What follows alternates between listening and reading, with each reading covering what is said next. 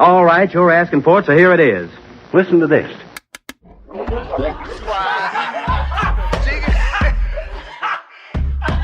want you fuckers laughing at we partners pod, kid.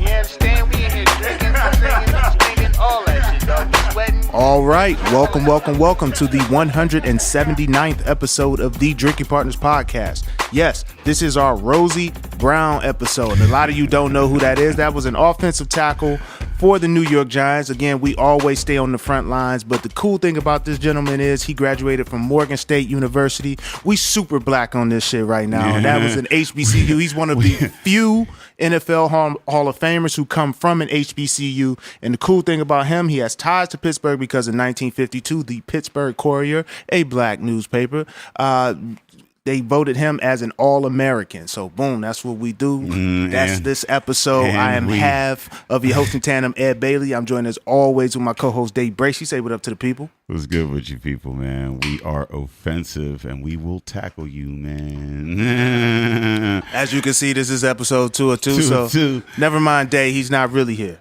If you're looking for us, you can find us on epicastnetwork.com/partnerspod. You can find us on iTunes, Stitcher, Libsyn, and Google Play under Drinking Partners. You can find us on IG, Twitter, and Facebook at PartnersPod. 179 episodes, man. We've been asking y'all. We will continue to ask you, man. Please hop on iTunes. Hop on Facebook, man. We got a Facebook page. We got a whole ass Facebook page, man. Hop on iTunes. Hop on Facebook. Rate and review. That's how we know we're doing well. That's how we continue to do well. And that's how we let others know that we're doing well. So please hop on iTunes, rate and review. Hey, listen, you love us. You see us out in public in these streets. You tell us you love us. Now, at the click of a button, please tell the internet. Please tell the world. And again, 179 episodes. Yeah. We've been saying this for 179 episodes. In lieu of rates and reviews, we do. Well, hold on. We changed that last episode. In addition to rates and reviews, we do accept shots of Hennessy. Yeah. Shout out to Car Guy DJ and the Conways for starting the trend. Shout out to all of our fans for being super supportive, coming out and seeing us, coming out saying what up, supporting us, supporting Day as he's barraged with all types of racist tweets and Facebook posts, supporting me as I'm just a struggling dad walking around looking tired as fuck with bags under my eyes because I got two small children at the crib and they keep me up at night. One of them's always crying at all times. We fighting Nazis and kids out here, man. Fighting Nazis and kids, baby. Y'all don't even understand. It's two different struggles but the same weight on the shoulders, and that's why we drink all the motherfucking time. Beer bridges the gap, man. Exactly. But if you do want to catch us out, if you want to fling some racist shit at Day, we encourage you to come to straight to the face. Straight to the face, dope. Man. Like, I mean, I hear it online, man. Say it to my face. Be a heckler. Come to a show. Yeah, I mean, that's all good. Yeah, we appreciate that dollar. Like, I mean, listen. I will take a racist motherfucking dollar. Like the fuck, like come sit in my crowd while I talk shit on you. Oh, please come sit in the crowd, and you have ample opportunity to see us because every third Saturday of the month we at Arcade Comedy Theater downtown Pittsburgh. The next show will be August 18th, and every last Saturday of the month we are at Contra Theater out in Cranberry Township. That is going to be August 25th. So come out, support always. BYOB, and we have a craft beer sponsor at every show. So that's BYOB, not or. That's and craft beer, free craft beer. Mindful, shout out to Mindful.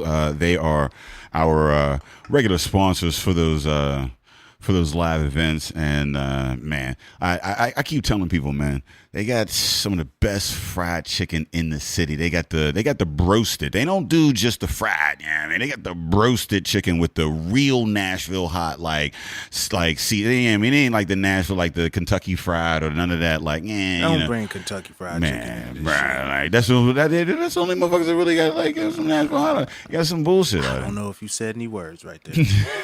I honestly don't know if you said anything. This nigga good at simulating syllables.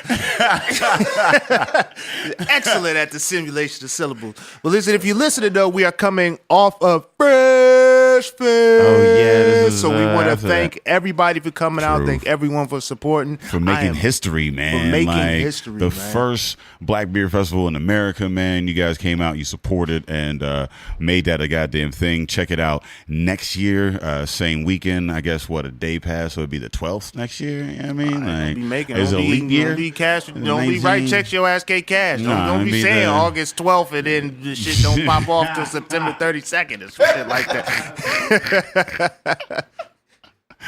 August-ish.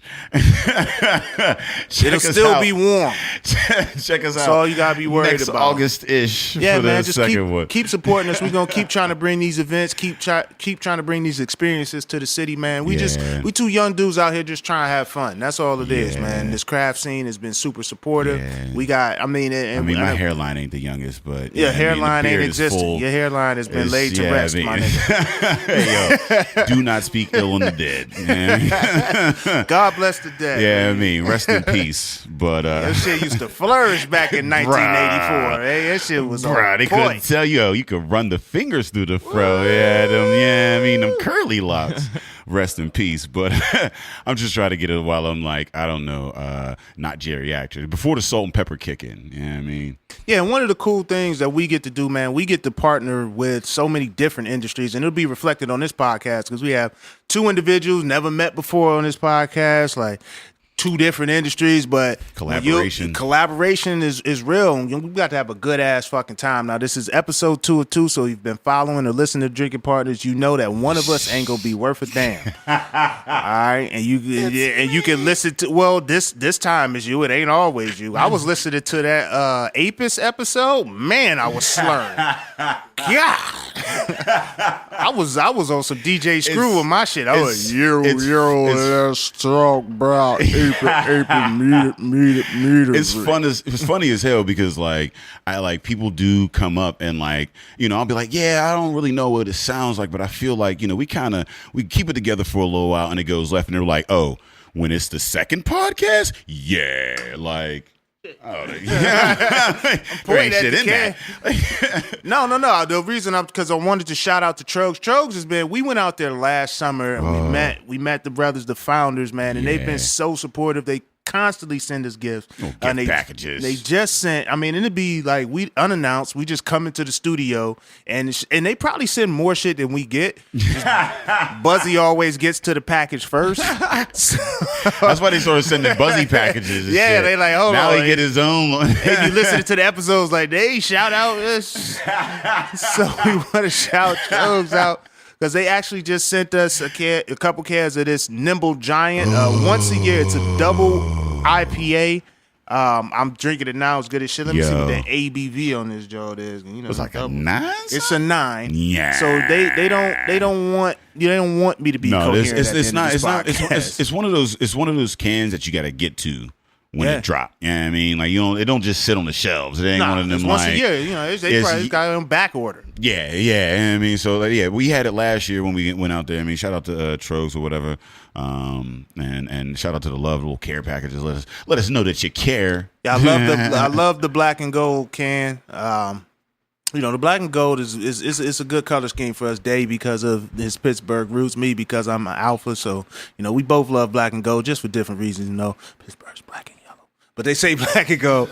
But yeah, we can get into this episode. It's not black and yellow, man. Fuck Wiz on that shit. I hated that goddamn. So black and yellow is not black and yellow. You can't tell me that you hated that song. A song that represents your city. You hated that? No, it's not black and yellow, man. Did you hear the Cleveland remix of that? Did you hear how terrible that shit was? Black and gold is what it is. No, it's black and yellow. It's not black. It's black and gold. Yo, the Steelers wear black and yellow. The Pirates wear black and yellow. The Penguins kind of wear black and gold, so I get that. But they both wear black and yellow. Now, Cleveland, we tried to remix that song, and some dude made it so fucking terrible. Orange and brown. Orange and brown. That's how it was just the whole cadence was off. It was terrible, man. We're not gonna have a song. We're not gonna have anything sports related for several years. LeBron just left.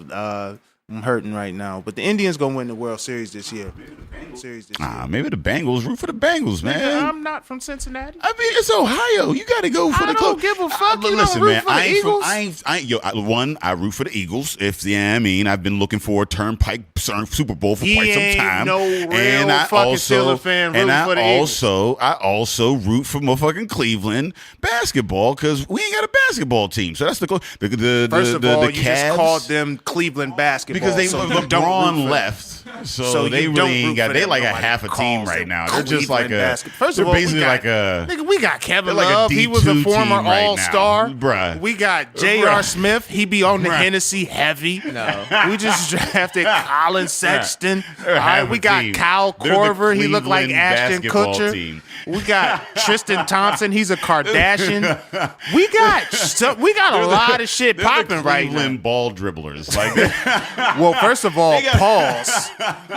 They're just pause. A generic You and your team Pittsburgh right ball tossers. All right, y'all Pirates. But no, okay. You're right. We at least that's apropos. You know what? I agree with you. They're the Pittsburgh ball tossers. Because they don't deserve a name. The motherfuckers ain't been winning since like '82. Like, you know what I mean? So, I'm saying it now. Cavs, 8th seed in the Eastern Conference. We're going to the playoffs. Colin Sexton is going to win Rookie of the Year. We're going to introduce our guests because I don't want to debate this because they don't know how to hoop anyway.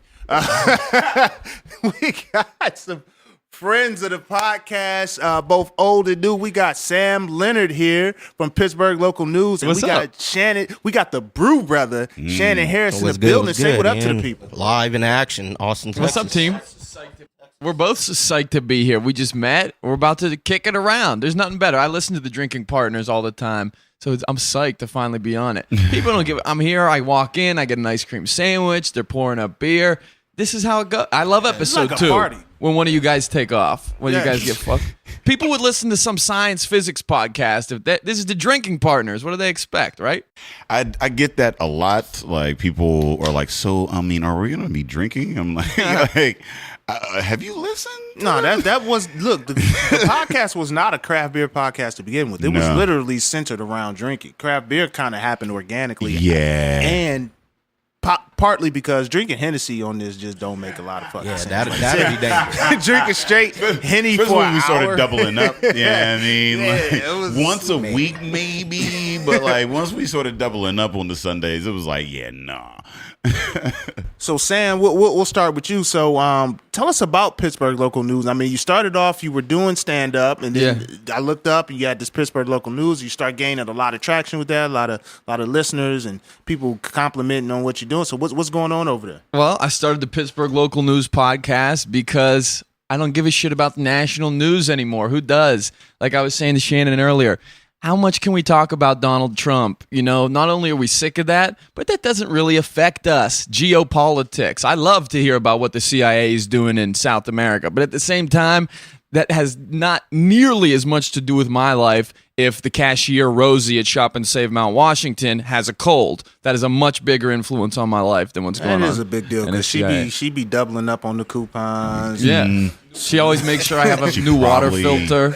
I'm trying to put a promo out. She probably like won a trip in some raffle type shit, went down to some new shit, didn't know how to properly care, and then came back with some old like, yeah, I mean now it was probably like Atlantic City. Yeah, now we got an epidemic, and I mean because she got a cold. We thought it was a cold, but really like it's the Black Plague in Pittsburgh. I mean, I love everything local, like that Shop and Save. The cashiers, they all get real pissed and say everyone who comes in is on heroin, but they clearly have their own issues as well, but they're like super nice to you. Everyone's funny local. Yeah. And also it's like you got to find a niche, right? Everyone's got a podcast. They're like rear ends and opinions, you know? So I'm like, what can I do that's a little bit different? Something that people aren't doing. Local news. Now, of course, you really cut into your numbers there, the potential. The Drinking Partners could take over the universe and have 1 billion listeners by the end of 2025. That could never really possibly happen for me. I'll never get bigger than Pittsburgh, right? But at the same time, set a reasonable goal. Like Currency used to inspire me. He didn't want to take over. He just wanted to be respected on his block. You know, he didn't want to be Justin Bieber. And in the same way, that's all I really want. I appreciate Man, that currency. because I was listening to currency myself the whole plane ride out here today. So. Nah.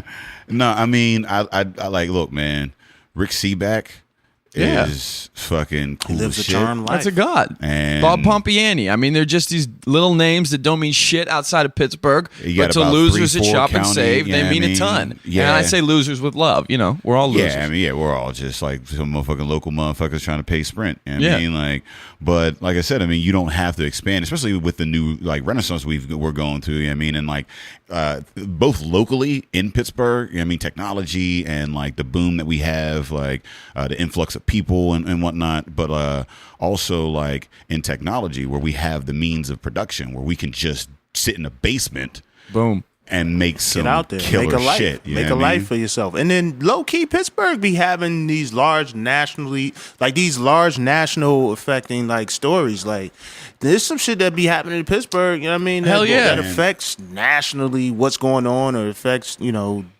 the temperature of the country. Absolutely. Now, I don't know. Do you generally cover those larger stories, or are you focused on, hey, the everyday guy is affected by these sort of things? Because I mean, that's kind of important. Because I don't like watching local news. Yeah. I think local news looks cheap and just, I don't know, man. It just looks whack. Yeah, it looks pathetic. It makes you Local think, news wow. is very like sensationalized. Absolutely. And Now, whatever, the key like- is here, you said I don't like watching local news. And because, of course, you're talking KDK, WTAE, WPXI. When you know, a lot of people watch the news. That's arguably the worst possible way to get your local news. KDKA, every time they go to commercial break, and me and Charlie Deitch were just talking about this. What was his criticism of it? Shout I out to forget. Deitch. Yeah, man. He's out there fighting the good fight with you. But you know, every local news, they'll talk a little local news. Someone gets robbed. Someone got hogtied at Pamela's, and they got robbed Saturday morning. But then right before the commercial, it's always a warning.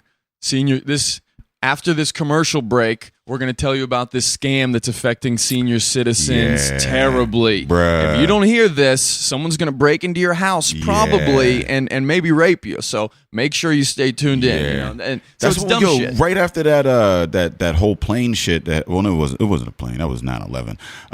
That bombing in New York recently. Yeah. And they had found like one of them like lived in Ohio or something like that. But like, and you know, I was watching. I just happened to have the news on. Like I lost the remote, and it was just late night, and fuck it, I didn't want to get up and change the channel. And the news was like, oh yeah, the local bomb in New York has local Pittsburgh ties. Like, I mean, stay tuned. I was like, oh shit, yeah. I mean, I'm thinking like, oh, like this motherfucker's from like, yeah. I mean, there's a whole like thing or whatever. Come to find out, this motherfucker lives in Ohio and got a ticket in Harrisburg. They baited you right into that one. Like, I'm like, how the fuck? You know what I mean? But that's the shit they do. And Rosie at Shop and Save is going, did you hear about the guy from Pittsburgh who blew up New York? Exactly. You know? Because they went to sleep. They just was like, what? And then like knocked out. And then, yeah. So we're trying to give a different angle to local news, something it's different in a lot of ways. Hopefully it's not as bullshit as what we see on TV, but in a lot of ways it's more bullshit because I'm very unprofessional. I'm not a first source journalist. I'm cursing. I'm making jokes about the crimes You're that not happened. a first source journalist? Yeah, so like I'm not knocking on doors saying, Day, you were robbed. Tell me what happened. Yeah. The people do that work for me. I'm a journalist learns the news and then reports it.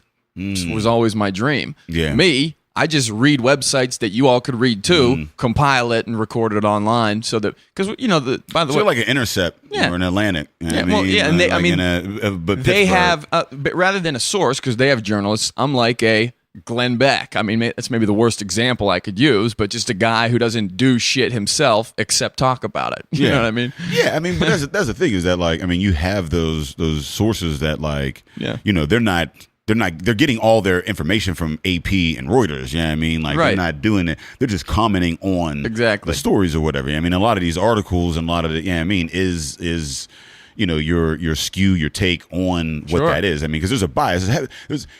First and foremost, there's a bias to any journalism. You know what I mean? That's being Hunter reported or Thompson whatever. said the last bastion of unbiased journalism is in the box score, baby. Other than that, everyone's got a spin, Wow. Yeah, that was actually going to, so you answered my question. My question was going to be how how responsible do you have to be for not reporting with a certain level of slant, or is your take that you do report with, because like if you're reporting news and you're not out, beating the street or whatever, like then the draw to your particular medium would be your personality and how this news affects you or how you present this news. How do you go about doing that? So as far as bias, first of all, you can never. It's hard to realize your own bias. You don't think you have a bias. We all know intrinsically we do, but like you don't. But you'd be like LeBron's. Talk about the first, but you don't know how. You don't know. You have to really work to catch yourself. So I have no opinions in this world. There are smarter people than me that have opposing opinions. I am the most flexible, influenceable person that you will find. Someone tells me something.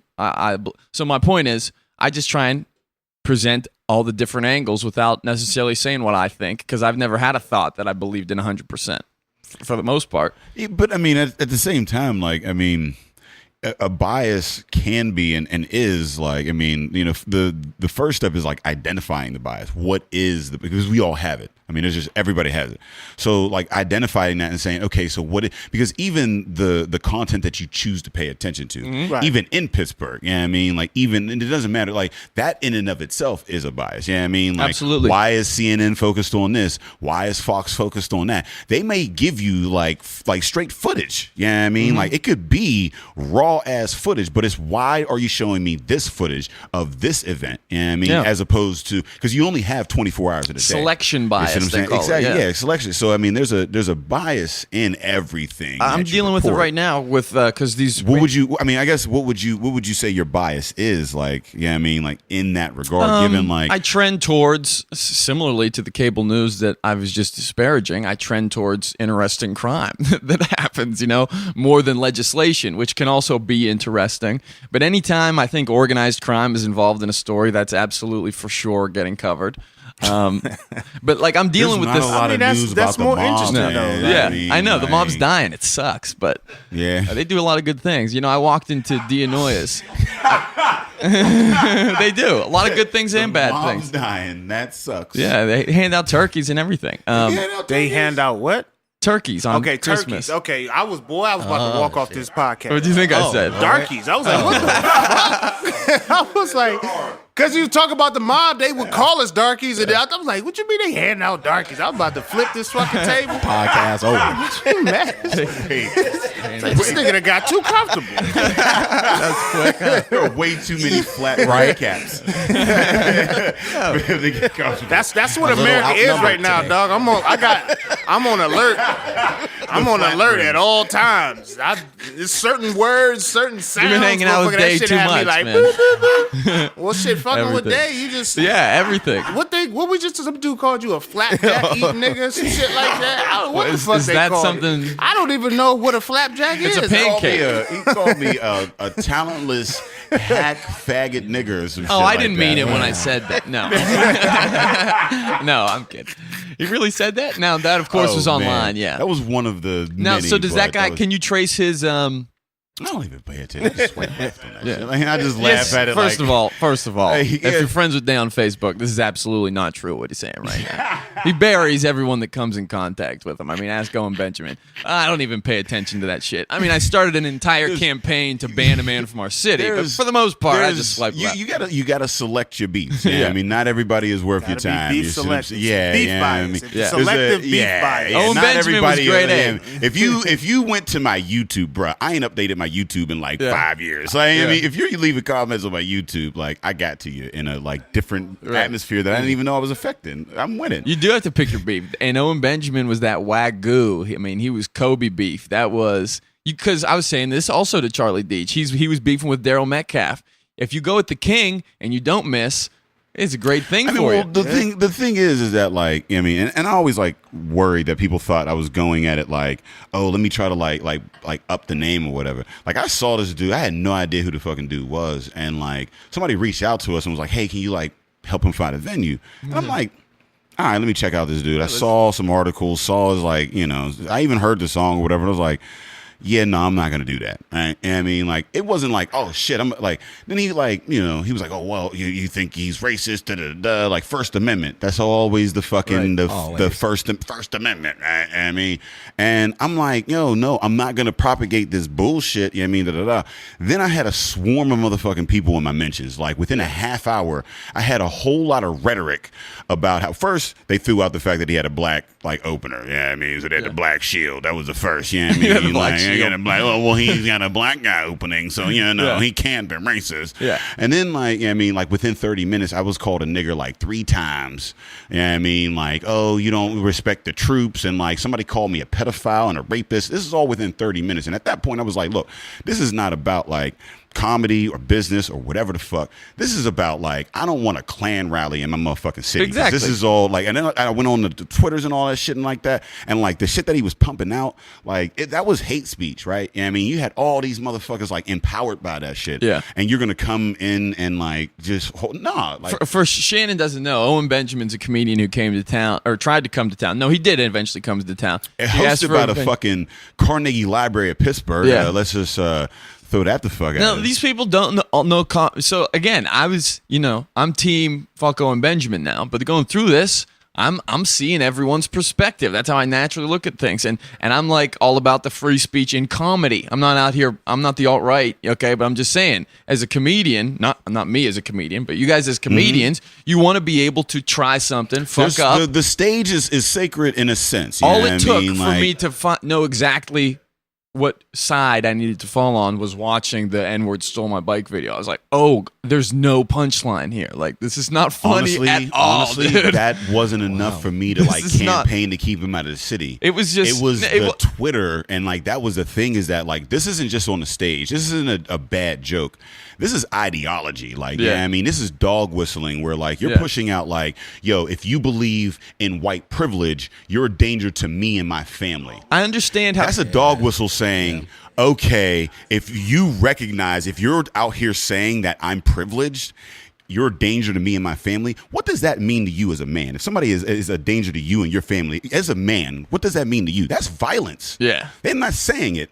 And that's what a dog whistle is. It's like, I mean, I'm not saying violence, but if you're a danger to me and my family, I am much ready to bring violence to your face. You know what I mean? Like, so, like that's when, like, when you have all of this like rhetoric on the Twitters and you find like this whole bear like society that's saying the same shit. All of what used to be the frog emoji is now a bear emoji with all this homophobic and like, you know what I mean? Like misogynistic and all the bigotry that you can like all of this Klan, and they're all saying the same shit. And like I said, they banned me for life from Twitter. That's how big this movement was. That's you crazy. see what I'm saying? Like, wow. Yeah, like I mean, like all. I mean, this was a whole thing. So like this big thing. It went on for so long. For me, it wasn't like I'm going to try to find some beef with some dude that's going to propel me, because I lost 3 million impressions a month from that shit. This was me like, I don't want this shit in my city. Fuck this guy. You know what I mean, because that really is a danger to me and my family. Having like 500 motherfuckers that believe white privilege doesn't mean a thing, that believes that like laughing at nigger jokes and like, I mean, women don't have these rights and like, I mean, like gays are a sin, all that, having that big ass rally, that's an actual danger to me and my family. Yeah, so you don't want to normalize that type of shit. You see what I'm saying? And shout out to the Carnegie Library of Pittsburgh for hosting that show. For free speech. They hit it.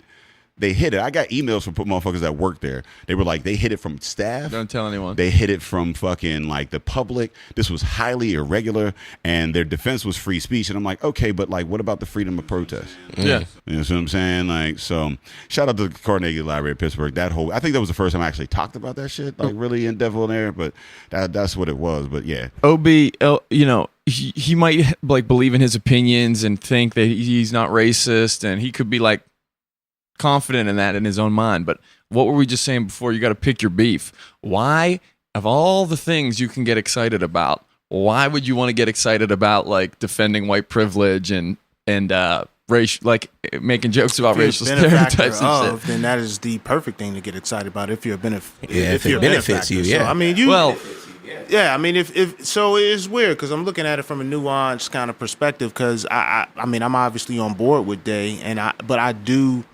it's weird because when they hide behind that free speech thing, like it's not false that he should have whatever avenue if he can sell tickets, fine, go ahead and do it. You should have the right to protest that. It should be, it should be very explicit, like transparent. There should be transparency. Free speech comes. I mean, like you can't just do that on the low ski, but be trying to do it for profit. Like it's not. It's not like an exclusive club to get into. It's not like a private party type shit. Like you hiding this from the people because you know it's wrong. That's what I find to be problematic. Like with Carnegie, museum. But fuck him, fuck them. Like I can't eradicate all that. Like these motherfuckers is growing up with this. It's ingrained in them. Fuck all that. You should report on things like that with the local news. Like, you should get into stories like that because that shit's happening everywhere, man. Yeah. Pittsburgh is like a hotbed for this type of activity, and it's on the low because people only think of Pittsburgh as sports, but like if you really look at it, it's very like segregated in a way type of city. I'm dealing with this selection bias, trying to talk about Antoine Rose as these protests are still going on, and I'm wondering because I'm trying to like make each story entertaining. So when it's the 5th week in a row, there's another protest.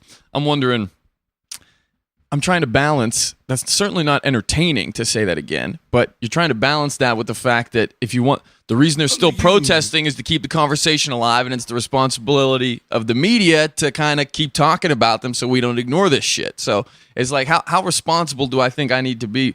I don't have an answer yet, but I'm thinking about it all the time. These people who drive through the protests, you can't say for sure, but probably have some, at least maybe if they're not racist, they at least don't care that much about furthering equality. You know what I'm saying? Okay, so like, all right, so here's my thing, is that like, and then I'd also be so pissed if I drove through one of these protests. Yeah, there's a like, it's crazy because there's not everybody that's racist believes they're racist, right? Yeah, most. I don't think anyone who's racist believes. But here's the thing though, is that like I think most people think that racism means I hate black people, right? Mm-hmm. And that's what they think racism is.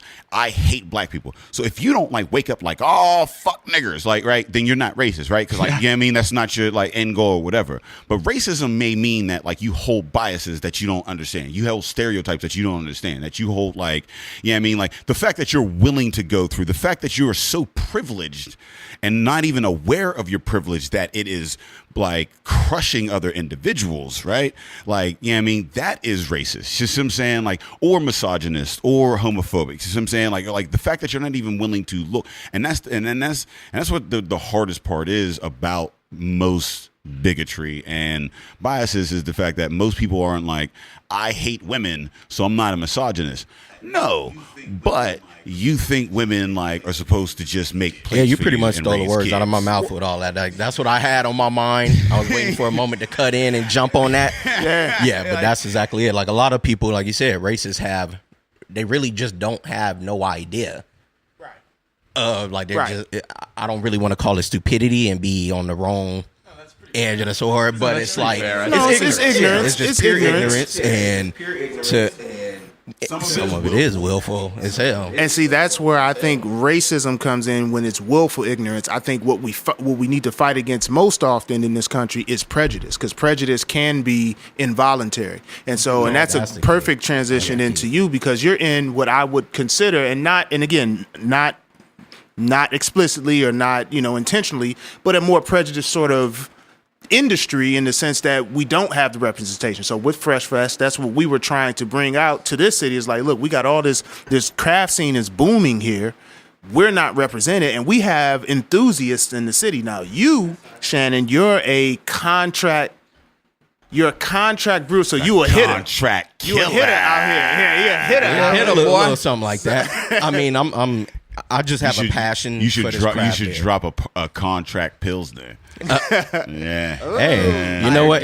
We're getting that. I mean, I'm getting into those type of beers. I did a Kolsch recently that came out absolutely phenomenal. One of the best. I do beers. like the style of Kolsch. It's perfect, especially living in Texas. The weather is just extremely hot. So a Kolsch, little 4% lagered beer. when it's 105 outside. Shout out to Mindful. They introduced us when we came out there to brew BBC with them. Nice. Yeah, I mean, like they introduced us to the Kolsch's. Oh yeah, I've been drinking. Hey, look, Kolsch's be on deck. I'll be like, yeah, let me get that. Yeah, they crushable, man. In the middle of a bike ride. Perfect beer. Yeah, they're all over Pittsburgh right now, man. Like, yeah, same in Texas. It's real big. Yeah, real big. Helles lagers, Vienna lagers, and So tell us a little bit about the beer that we've been drinking, because I don't know shit about the beer, and you are a connoisseur. What was that yellow can right there? That yellow can there is actually Aslan? That is Aslan. I'm not sure which particular beer that is. I didn't read it, so I'm off guard with it. But that shit is great. Do you know anything? Well, who is Aslan? Aslan. I really hope I don't butcher this VA right now. Out there is it in VA? Yeah. I see. I wanted to say that, but I didn't want to be wrong, and y'all have recorded footage of that. Yeah, because then I no longer sound like a connoisseur anymore. Yeah, only can sales out there. Shout out to Jermaine, and they got a membership too. And yo, man. So first and foremost, the Brothers of Craft Beer, that page, Facebook. Shout out to Black Brew Culture. Yeah, I mean, making a lot of this happen. Mike in the building. Mike is in the building. But yeah, Jermaine came out last night from DC. Yes, sir. He was in town from DC or whatever. Is my dog right there. And brought us like a whole bag of delicious shit. So that's Aslan from out VA, and then Ryan. Long time listener to the podcast, comes out to all the shows downtown, down at Arcade. Came through with some gumball head, and some Alpha King from Three Floyds, man, out in Indiana. Yo, that shit. And some 18th Street, which is black owned as well. So I mean, we got a bevy of. We've been blessed this weekend. Yeah, beverages. We've been blessed on this table. What are we drinking right now? We're drinking all types of different shit. I know, that's I'm the crazy thing. Like, beer. if you look on the table, it's everybody. I'm drinking the Gumball Head. I think you guys. I got the drinking, Aslan, the Southern Grist collaboration. Yeah, it's pretty lit. Wait, you got the who? No, that's what I'm drinking. Aslan and Southern Grist collabed on this one. Oh shit! Yeah, double dry hop, double IPA, fire as hell. So Southern Grist is a solid brewery. If y'all haven't had them, they actually do this one coconut IPA that is just insane. Yeah. So tell us a little bit about this contract killer life. Like, how do you get involved with that? How do you market yourself? How do people, know like, because from my understanding, because you're in town, for example, to brew for Dancing Gnome, right? Yes, now that beer will be released. Is your name on it? Is Dancing Gnome's name exclusively on it? Like, how does that work so that people know, hey, I'm a brewery out in Maryland. I like that shit you did with Dancing Gnome. I want you to come through. Like, how does this work? First and foremost, I would like to give a big shout out to Fresh Fest, Drinkers Podcast, Black Brew Culture, even Dancing Gnome as well, for the opportunity to even be a part of something so revolutionary, I should say. Oh, wow. I mean, I'm all about diversity in craft beer. Being a black brewer myself, in no offense, but a more white dominant hobby or field. It's the truth. Ain't nothing offensive about his career. I don't want to piss nobody off. You know how many real political correct these days. You know how many white bearded flanneled white dudes fucking came to me and was like, there's a lot of white people in this industry, man. Like, you know what I mean? Like, it's one of those things that, like, once you see it, you can't unsee it, right? Yeah. And that's the thing about, like, privilege or whatever. Like, sometimes you don't even notice it until somebody kind of, like, taps you on the shoulder and goes, hey, did you notice that shit? Like, and then you're like, oh, fuck. Like, did you ever look at that picture upside down? There's a woman underneath it. You're like, oh, shit. You know what I mean? Like, but, like, and that's the difference between willful ignorance and, like, ignorance is that, like, a motherfucker flips the picture and you're like, nah, man, fuck you. Yeah, the dress is still pink or whatever it was. But like, that's what we like. I mean, with the Fresh Fest or whatever, and like, I mean, like in this industry is that like it's one of those things that like systemic racism is the reason why we don't have the opportunity to be in this industry or whatever, right? But like, the majority of these brewers are like, I mean, while they may have the privilege, they've come up, I mean, like maybe in more well-to-do areas or have more access or knowledge to like this industry or whatever. They're mostly like pot smoking hippie, like, I mean, cool motherfuckers that just kind of like brew and have a good time. And they're not like trying to force people out. It's just, it's not a thing that they are even thinking about, like diversity. Like, oh shit, like, yeah, I mean, I'm opening up a brewery. I'm not trying to like try to diversify it. I'm just trying to sell cans. Yeah, easy. I mean, that goes to like Black Star Line, Earth situation that happened out there. You know, being the first black-owned, not only a black-owned brewery, but for the LGBT community on top of that as well. And I mean, she was getting death threats. Wait, what? Am I breaking news? This right is now? breaking. Oh, You breaking news with Pittsburgh news. Now Yeah. the spirits in the But- room. That news spirit. So please let us You're know. a first source journalist. But I'd rather her tell the story, so she will be at Fresh Fest, and I'm sure she will be. mad? Yeah, you know, she went through some trials and tribulations with that brewery just because of the area she was opening in, and I mean, What was that area? oh man, I really It don't sound want to like- butcher it, but I think aren't it's they in on Virginia. Harrisburg? It's North Carolina. That's where it was. Yeah. North Carolina. Hendersonville. But that's But it's North Carolina. That sounds like it might have some. Yeah, it's not for. No. Yeah, I was gonna say Black Hendersonville people sound really like it got are, some but- roots and some shit. Yeah. And see, and that's what I'm saying. That's systemic racism. Like, that's racism like a motherfucker. Yeah. That's why you can't open up a fucking business. The motherfucking community don't land. Yeah. I mean, like, Yeah. the banks don't want it. The government That's don't true, want too. that shit. You know what I Yeah. mean? Like, there's so many. In order for you to, like, I mean, we've said all the fucking time, But man. with me, that's the main reason why I do contract brewing. I mean, I'm still in the learning phase. No way would I say that I'm a great brewer. I think I'm still very learning. I'm very new to brewing. Only been brewing for 3 years. Yeah. Won a few awards here and there. How did you Not a get great into brewer, just brewing? won a few awards. Yeah. I mean, I'm just I got into brewing. credentialed. A little bit. I got to throw it out there. got a case. Pat myself on the back a little bit. Yeah, but no, I mean, how did you get into it? Like, Actually, Marcus Baskerville, owner of Weathered Souls, I will really pay homage to him because he was the first person I ever really reached out to about brewing beer. How do you do it? Why do you do it? And loved it. I mean, this was the time when Marcus was working at a bank and he just brewed beer in his kitchen. But some of the beers that you get at Weathered Souls is some of his projects when he was home brewing. And I mean, this dude was killing it. Like, damn. And then he had a great opportunity to open a brewery in San Antonio. Not only the only brewery I would acknowledge in San Antonio is doing good. Wow. Yeah, no offense to Freetail and no everybody else offense, out there. no offense, but mad offense. But they are And killing we are it all over, offensive y'all. tackles Yeah, out here. Hey. This is an offensive tackle episode. Contract killers don't give a fuck. Hey, we've been drinking. I don't We mess. really be drinking Don't or drinking interfere for it. with the bag. Yeah. That's all. Like No, You know? but I mean, that's what's crazy. Like you said, like you came into some because there's not a lot of us out here doing it. I mean, so like, what, Nah. like, so did you have any like back like in the community, like, do black people drink craft beer in Texas? What is Texas That's like? exactly what I was going to lead into. I don't think so. With craft beer, black people has been kind of left out per se in the whole movement of it. I mean, when you really advertised beer to black people, it was back in the 90s. I mean, you got St. Ides and ain't that a bitch? you know, what's even know the St. Colt Ides was 45, beer for like 20 years. bruh. Technically, that shit's just a strong ass No, it beer. depends on I thought it whatever. was a 40-ounce wine cooler. They got the wine cooler though. Yeah. Those are the different dips. Though. Yeah. Like there's the 40, and then there's. But you those, see, you got that malt liquor that was really advertised. So Yes. and now you got craft beer coming in, but craft beer don't advertise like that. I mean, advertisement has changed over the years. We got Instagram. It's social media. You got Instagram, you got Twitter, you got Facebook. There's no more commercials on TV. Like, you don't see Dancing Gnome released this Saturday on TV. Yeah. No. You don't see Monkish in LA say, hey, this Wednesday, dropping Yeah. the beer. So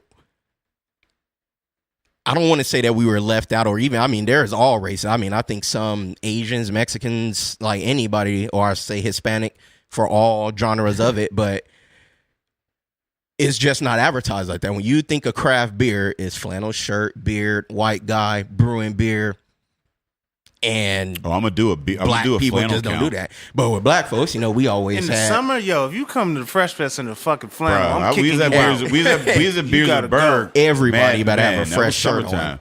Flannel. Yeah, but it wasn't August summertime. Yeah, Like, this is deep that, summer. yeah. Like, but you if they get the short sleeve flannel, that'd be kind of swaggy. I would rock a short sleeve flannel. That'd be kind of swagged up.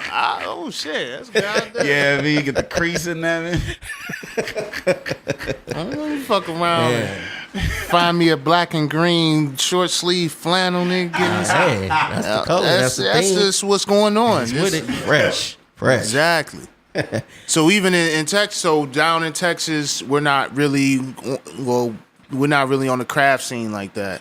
So Texas has a pretty dope craft beer scene. I would say out of the cities out there, if you want to compare Houston, Dallas, San Antonio. We already know how you feel about San Antonio. Yeah, I mean San Antonio does. San Antonio got bomb food here and there. No, but Austin has always been the top city out there for craft beer, and a great city for comedy and craft go hand in hand. Yeah. It's an open city for music, for comedy, for They alcohol, got some festivals beer. down there and shit. I mean, you got all the festivals that come out there. Which is like twice a year. South by Southwest. South by Southwest. Yeah, South by Southwest. ACL out there. That's how you know a motherfucker's from there. It's like, that one motherfucking festival that be coming that through. Everybody in your city be trying to submit to. All the rappers y'all out here, they be trying to submit to. It's just a Tuesday for me. That's traffic. It's an inconvenience. It's traffic. I'm going to make a lot at the bar, though. The bar will do well tonight. That fucking festival may be late for this meeting. It's the Kenny Chesney concert. Lord. If you want to bring it local. Like, South by Southwest. That's a great weekend to Uber. Yeah, I know South by Southwest. Hell yeah, you make some real money out there. But Houston's coming up. Dallas coming up. Houston is probably next. They're the ones who's really experimenting with beer. Around Houston, get some craft with all them women. Spindle Tap. Oh shit! Yeah, we had to move this podcast. Chocolate City. Chocolate City and craft beer. That was interesting. You're talking about St. Ides was marketed to black people. Is there? That's how the '90s was. The purpose of this, what we're talking about, is how we're trying to establish the black beer culture. It's not quite here yet, but is there anything? What's the next step? Is there any black beer? There is black beer culture. I mean, we're there. We're getting there. Right. I mean, you got groups like about their BBC. Yeah, Brothers and Crab Beers. Yeah, that's he talking about our big Belgian collaboration. That didn't make it out the city. That didn't go. That was local. So the thing about craft, it is locally centered, and that could be a hindrance to the larger context of the culture because each brewery is locally centered. Yeah. So like with not advertising, it's because I'm advertising or I'm putting my shit out to the people here, and then I'll distribute or can and send that out. But I'm really just advertising. So when I have a release, it's for the people in my. It's local. I mean, but that's the Shout thing out is to the homie Dooch. It's for the people. That's the thing is that when you come in, and again, quite a few times it's a marker for gentrification. So you come in it's white owned, it's white employed, it's white patronized, and that's where the word of mouth, you're talking about business and how that grows or whatever, word of mouth or whatever, those are going to be the people that come in, you don't and that's the thing with brewers, that they're doing it on a small scale, it's locally, so they bubble up, most brewers just find the fucking cheapest goddamn piece of building that they can brew as much as they can out of, the least overhead, and then and then boom, once they get good, then they open up and all right, cool. But the people that word of mouth that comes in there or whatever are going to be their friends, their family. And then it's going to be a thing, and it comes in and it's like a marker, say, hey, come through or whatever. And that doesn't work for the black community because even if there are black people around there, when they walk in, it's going to be mostly white people. Yeah, they're not going to want to chill there. Yeah, it's. Yeah, I get what you're saying. I know exactly where you're going. I mean, black people got to be tougher about. I know. I'm not even tougher. I'm not even going off you. What you said was perfect. I'm just saying that we need to know that beer is okay for everybody. I just think that and this just fall on ignorance on a lot of people, like craft beer. When you just bring up the word beer, especially to a new person in beer, they don't even think about craft beer. They talking about Budweiser and Coors Light and stuff, but it's once you take them to Dancing Gnome or Easton or a brewery like that to taste something that's really different. I had this beer that I was Jermaine brought it last night that I was I don't even know if this is is this beer? I kept having to ask him is this beer? It was a ghost smoothie shit? Yeah, that smoothie shit we had last night. Was it an answer crawler? It was do you the mean? answer. The Yeah, answer. Hey, yo, hands down, answer is legit as fuck. That I love shit that shit. doesn't taste it's like beer I was like, mosa. Yeah, is what I call that's it. exactly Beer what I said. mosa. I was 8 like, o'clock on a Sunday. I with said it was some like a pancakes. brass monkey. I was like, yeah, I mean, What like, is it? What's the consistency? Is it really like a smoothie? It's like a smoothie. It's really like a smoothie. Like it's really you could there's some sediment from the actual fruit in there. It's like a gose that they like throw some puree in or whatever. Yeah. So like they brew it at like a 6 to like 7% or whatever, but then they add puree to it or whatever. So it's like juice, and it's like a juicy beer that's like comes in at about like a 3 or 4%, and like it's beer. Like all the alcohol you're getting is from beer, but it just tastes like a goddamn like smoothie. Like you get some of those hints of beer, and that's why like I was like, this tastes like I said like a mimosa or like a brass monkey or some shit like that. Like you get some of those undertones, but it's mostly just like a fruit juice puree like breakfast like smoothie, like insane. And they get love for that? Oh, they do. But to clarify, the answer, don't brew their own beer. So it's brewed elsewhere, and all they do is randle it through fruit. All they do is add the fruit. Wait, what? Oh, just who be brewing Just this to throw shit? that out there. No, they still legit. McCone actually brews it. Yeah. Sorry to rain on the parade a little bit. They don't sponsor the cast. Knowledge is key. As long as you don't touch the bag. So wait, Knowledge is key. So motherfuckers be brewing elsewhere and then shipping they shit Any in? industry, it's gonna be like that. Like most industries, the shit that you see, it's not. It like you might have 1 or 2 like large suppliers or some shit, Well, I and then know- everybody else just is derivatives of or their spin on the shit that they got. I know that. Like I remember when we was with Maggie's Farm Rum, and he was saying how like the tequilas and the rums don't do it, whatever. And I know like liquor, big stores, whatever. So, like, but I ain't know in the beer. So who else ain't like legit? What other? Yeah, me. Where else is the third at? Who else? Me. What if I like trying to rain on everybody out there? I think I already fucked up by putting that news out. What if I repackage? I'm trying to get in the game. I repackage the BBC beer as like the Owen Benjamin Bear. You know, I just put a new label on it. You can't do that. That's OD appropriate the shit out of it. Well, I mean, I imagine they're selling Stealing it to somebody's beer is very disrespectful. Yeah, Don't do that. Don't do that. So I mean, how has the Gypsy Brewing like work? Like, what is that? Yeah. What is that like? Who have you worked with? So I worked with a few breweries out there. Open I another wouldn't beer. really call myself a gypsy brewer because I owe that to Barrett Tillman. He's in Dallas. He's also in the Fresh Fest. Brewed a beer as well. Shout out, he's over here with Gris House. yeah, he and- hooked up with and- Gris House doing some dope shit. He's actually been one of my mentors too because he's the one who's been really teaching me about yeast and how to like really get into sours or just make clean profile beers. And he actually makes his own yeast. Yeah. So for beers, so he's from pretty Brew. productive. He's got this like kettle dip that he's in. Yeah, and his sours are killer, and I'm very proud of him of getting his brewing on to open his own spot. That's a tough thing to do. It is. Make It your own. is. My girl was, I think, making her own yeast for a while. Yeah, it's crazy. It's painful. She said. But yeah, I worked with Red Horn. These are probably breweries that's pretty new, but Red Horn in Cedar Park, Texas, is north of Austin, probably about 40 minutes outside of Austin. And they make some of the best hazy IPAs and adjunct stouts. Suburban Ninja, they did a Jimmy Snicker, which was a breakfast stout with Snickers, and they served it with Snicker minis on the glass to kind of really enhance the flavor of the beer. See, I mean, we got listeners that like listen to that shit and be traveling and shit. Yeah. And they'll be in the city and like they'll just be like, oh, I heard. Yeah, I mean, hit so the like Austin area, you're gonna hit some good breweries. I worked with them. I did High Sign Brewing. They're one of the fairly new ones open. I think they just hit their first year. I hope I'm not wrong, but I think it's their first year. High Sign, I did a double IPA, hazy Where they IPA at? with them. They're in Austin. Actually, if you fly into Austin, they're one of the first breweries you're going to hit right outside the airport. Oh, you got so, Live yeah. Oak, Yeah. High Sign. I mean, right if you there. got a long layover, yeah, I mean, And Austin you know what I'm Airport is saying? so small, you can leave and come back Ooh, like nothing. see, So that yeah, insider, if it's a so that layover, just hit them insider up. juice, like Yeah, so they been cool. I wouldn't say I didn't collab with Jeff with Jester King, but I helped brew a beer with him. Did some with Monkish in LA with Henry. And Monkish is crazy. yeah, shit. and then I've just been homebrewing for a long time, and it's been taking off. And I guess there's the accolades of like winning a few awards here and there around the country, and people's hearing about that, and they're like, "Damn!" And plus, I mean, it's probably my Instagram too. Like, damn, you got a crazy ass following too.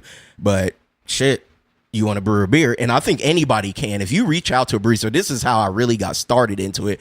I just wrote breweries on Instagram like, hey, can I come in on your next brew day? Like, yeah, we're brewing on a Wednesday. Going to start at 8. Show up. So, and then once you brew it and you brew probably one of their recipes and you kind of get the ropes of it and learn it, and you can start bouncing ideas out there. So that's when the contract brewing comes in, and you brew a collaboration with them, or you brew this contract brew that you're getting the credit for, and you just release it at this place. So there's a thing, I don't know if it's out here in Pittsburgh, in Texas, co-ops.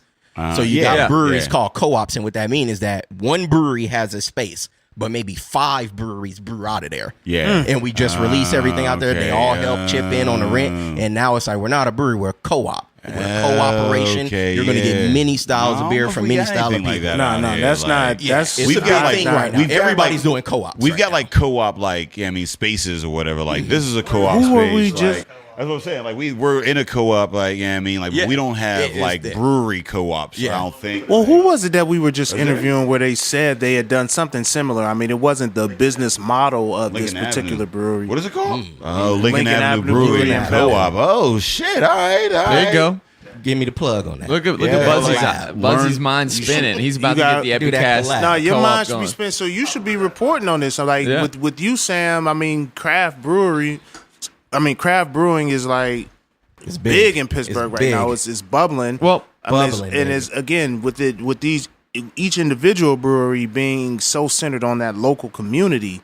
It seems like a story that, or you would have some source of stories for, in perpetuity, or at least till the bubble bursts. How do you plug in? This is a tough question to ask you guys because you're they fucks with you. Like if you support them, they support you. But I'm saying, like, where do I even learn about it? I listen to the Drinking Partners. Is there a periodical that we can look to? Get out, Craft magazine. Get with the people. You can look at Craft Pittsburgh. You can check out down there. You could check out Day Pittsburgh Drinking. Current. Pittsburgh Current. You have a column at Pittsburgh Current. Day Drinking. That's awesome. That's a great title. So you and Rob Rogers and Charlie make the name. So all credit to that. I love Day Drinking. Yeah, Day Drinking. Yeah. So you could check that out every once in a while. If you're listening at home, you can always do that. Nice. Yeah, and get with the people too, man. You can You're always not hit these out breweries. With the same enthusiasm as some of the others. I am fucking drunk. The fact that I'm making sense is a feat. I would say to plug into the community around here, just really just support it. Like, and then you don't have to necessarily even be looking for craft beer. I mean, craft beer is plugged in with the arts too. So going to comedy shows, any artsy sort of situation, like you'll meet a brewer, you'll meet an enthusiast, they'll plug you in. They're always looking for, again, with small business, they're gonna take any press, any sort of signal boost that they can. They'll sit and speak with you. You can meet a lot of brewers, or like literally you called up and was like, hey, I want to come down and like watch you brew, and they're like, yeah, come through. So they're clearly a very open and that's the power of social media, because all of these conversations that got me in the door to brew with breweries and hang out with them all started with a DM on Instagram. Yeah. So it goes down in the DM. You go down in the DM. All in the DM. You go down, sliding right up in them. Down. But like even if you just go on Instagram, there's so many beer drinkers out there with a great following, drinking beers every day. Shoot they ass a DM and ask them a simple question. Get a pretty Do that girl. To 50 people. Get a pretty girl. You get a fine to drink girl some beers and take pictures with beers. You might need a co-host. And you'll get like 10,000 followers. Million. Like in a I don't want to take it back to kindergarten, but so tell me to shut up if this is too simple of a question. But you walk there on Brew Day, which they do, but they're not saying you can brew your own little vat of beer. They're saying you can come and watch, and maybe you'll say, hey, throw a blueberry in there, and they'll say, he has good ideas. Yeah, before you really get to the point of brewing your own beer, they got to know that you know how to brew. Brewing is easy, but that's just hard. Like everything. Yeah, I call it brewing. You just a janitor that know how to make alcohol, because 99% of brewing is cleaning and sanitizing a lot of shit so you can avoid infections, unless infections is your goal. And yeah, you usually will brew, if they do allow you to brew them, it's something that they're already brewing. Whatever the staple that they got, you're going to brew that beer. And then when they like, damn, you really know what you're doing. You know about water profiles and how hops work and what yeast works and what.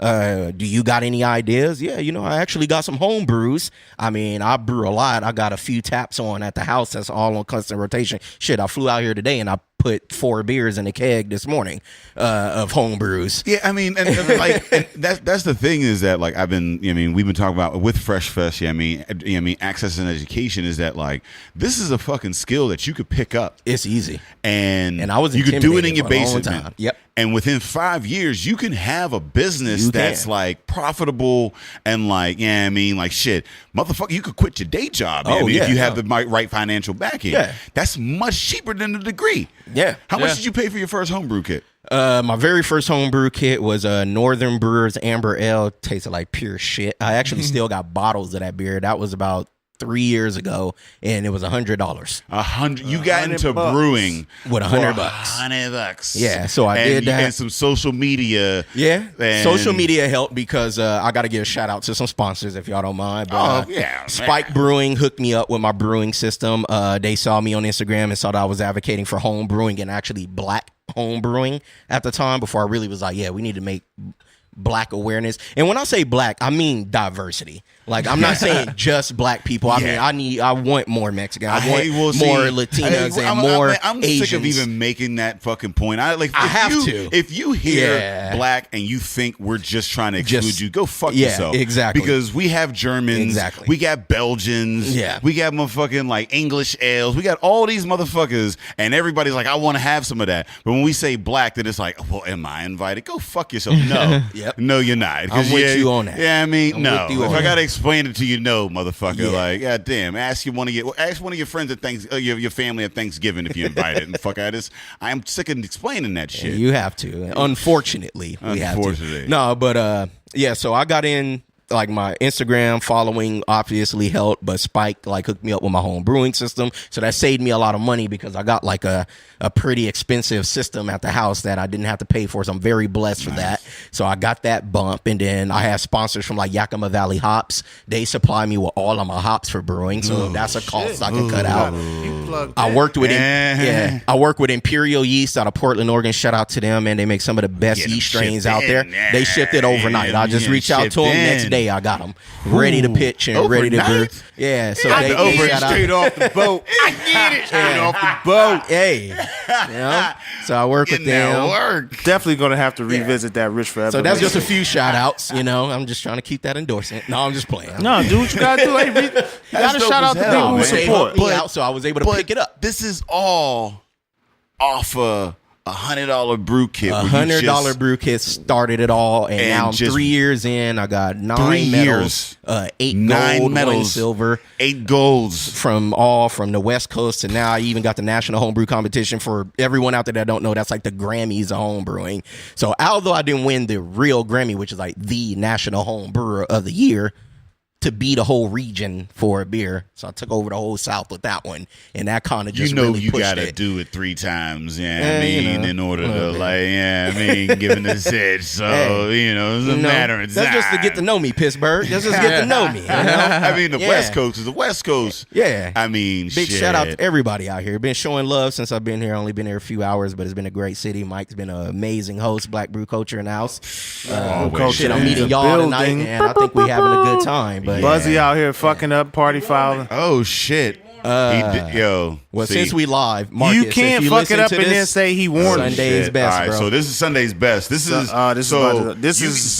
what you could tell us about. This is going to spell the beginning of the end. This is what's crazy about craft beer. This was what's fucking crazy about this shit, right? We got this podcast. The Jermaine was like, "Yo, my brother-in-law told me about y'all like episode 50, right?"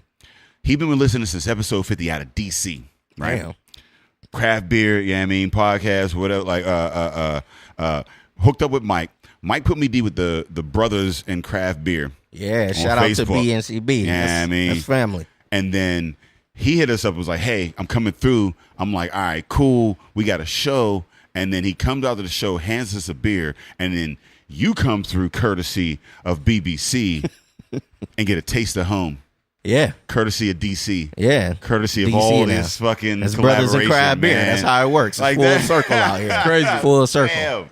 Full This circle. is Yo, Fresh Yeah. Fest. It's man. I love it. Yeah, to get on Fresh Fest, again, I'm very honored to be a part of this and work with everybody else involved.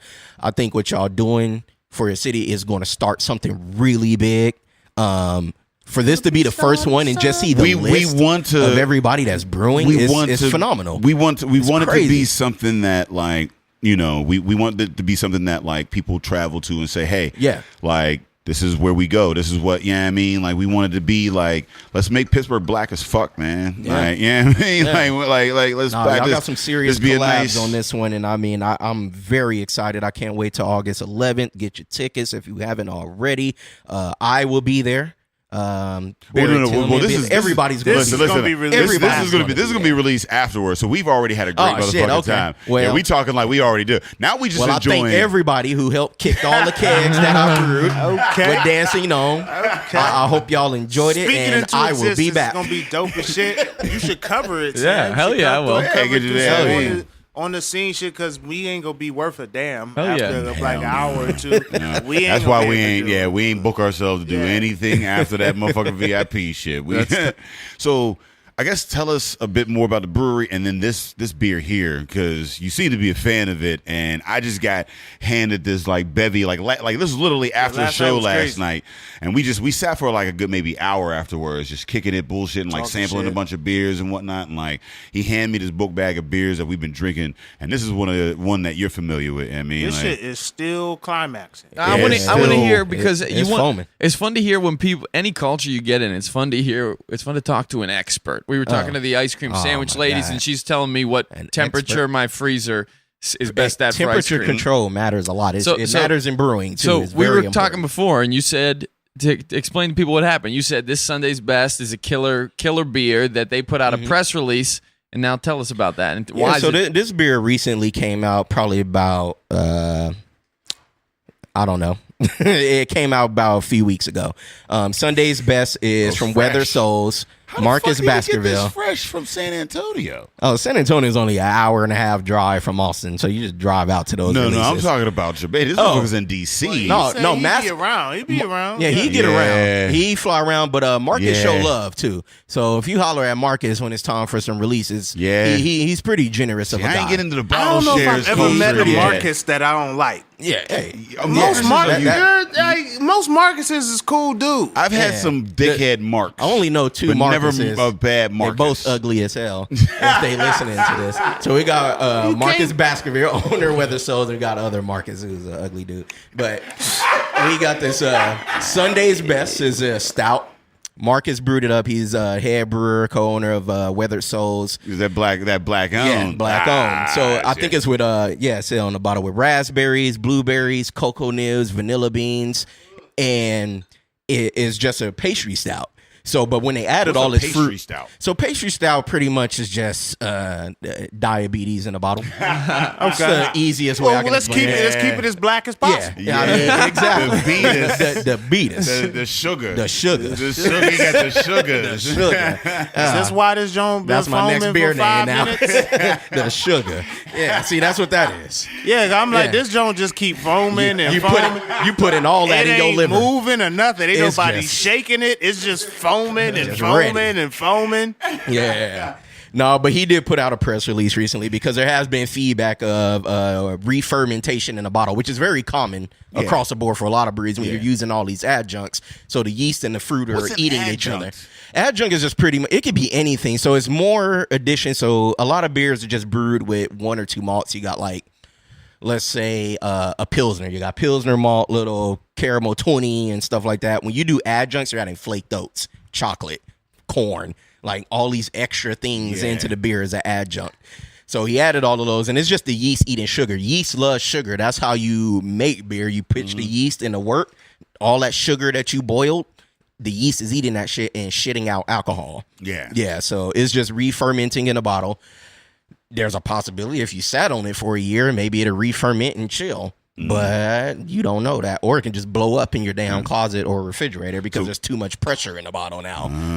So that's the danger of aging bottles. They may blow up on your ass out of nowhere, and that's some shit you don't want to be around. I realize that. That's crazy. It's a gunshot. That shit is a big boom, and glass is everywhere. Well, I got mine in the basement. You good. Yo, this shit is still foam. So should we pour that? I would say pour it. I would say dump a little, like make the first pour a little something to kick that head off, and then every pour after that should hopefully. I would be more than happy to. Buzzy has a throwaway cup over there, I think, if you need to pour some dead beer. I'm hoping that the flavor is still there. He's cleaning cups while we drink. Okay, Thanks, Buzzy. That's when you know we got a real bag of shit. Yeah, I mean, like when Buzzy's like, listen, we want to have the purest. Buzzy you want it to be right.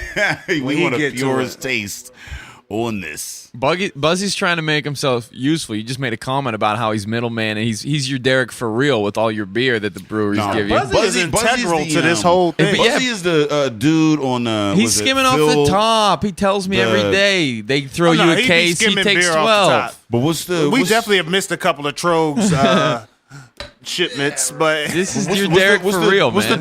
the two back and forth dude, Phil Ward, the two back, and then he's like the fact checker on the side. Where? Was it 60 Seconds on ESPN? The two motherfuckers that could be going back and forth. The old white dude with the bald head and the old black dude with the bald head. Tony Kornheiser. You talking about Pardon the Interruption? Pardon the Interruption. What the? And they got the fact checker dude in the mat. Oh, okay, yeah, he didn't even. Yeah, that's the Buzzy right there. Yeah, Yeah. What is the black guy? Your man. description. I don't even. Yeah, I got there. You talking about Tony Kornheiser and Michael Wilbon? Michael Wilbon. Yeah. Wilbon. How you still Wilbon. fuck up the name when I said it right before you said it?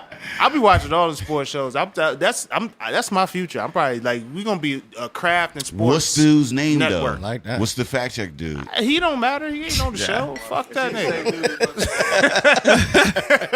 That's an intern. He ain't drinking. Yeah, he just on the computer googling shit. So we doing this Sunday's best right now? This is Sunday's best. Raspberries, blueberries, Cocoa vanilla nibs? beans, cocoa nibs. Cocoa nibs. Cocoa nib. No, we've had that before. Cheers, man. Weather Soul, San Shit, Antonio. it's been a love day. It's all love. It's real love, weekend man. I has love been in this dope as city. shit. I'm very Weekend pissed has that I been didn't dope. book a longer trip here right now. Because Yeah, you could have came through last night. God, man. that's fire. the Tastes like cherry hospitality Coke. is just goddamn. Like this family, especially with Fresh Fest. Remember Fresh Fest. Very fire. Remember Fresh Fest. You know what? It does have a little bit of a Dr. Peppery, Pepper, yeah. Like that carbonation. Here's what I like about it. I've never had a Dr. Pepper beer. It's not offensive, right? When you taste it, but you know it can get you fucked up. Yeah. Like What's the percentage it here? tastes like Yeah, well, I'm it still takes on it'll papers. after a while it'll sit and you'll be like, 13.9. ooh, yeah. yeah. Like you taste it, you like, oh, this is real. Yeah. Like you don't, and it's not like taking a shot of some cheap like whiskey or some shit. We like but it's like you taste it, you like, no, this is real. But this, so Shit is happening. if you would have aged it, would this have blown up? Because I feel like this would be You best. take that bottle, yes. possibility. You I take feel that like possibility. because I feel this like bottle, this yes, because that shit was given a foaming for year- like 20 Yeah. minutes. Yeah, would this be bottle had a like vision to escape because one way or he another. brought I would another. say if you can age it for a year in a safe place, do it. Yeah, because like Jermaine brought another one from here, and we That had it DB was like Cavernous? that 14. Yeah, it was like 14, 2, or whatever. What was in this man's book Hey, bag? Bruh, like, Shout out yo. to Marcus. DB Cavernous was aged in apple brandy and whiskey barrels, and that is Fam. a phenomenal. He aged it for like he said he got it in like October or something like that, no, like September, October or whatever, and he aged it since then. And like that shit, it was 14.2. It had none of that like over alcohol That like real I mean, Fuso booze. It was just candy. Nice Yeah. pastry stuff. It tastes just like candy. I had that. Yeah, he got a release coming out July 28th. I know this might be later, but he got the barrel aged Arta pastry stout, which is a donut and vanilla bean stout. He mashed so many donuts in the mash. It's Where he mashes donuts mashes with donuts in I the only grains. eat glazed donuts. It's only but- glazed donuts in that. Ooh, look, he out. He gone. He out.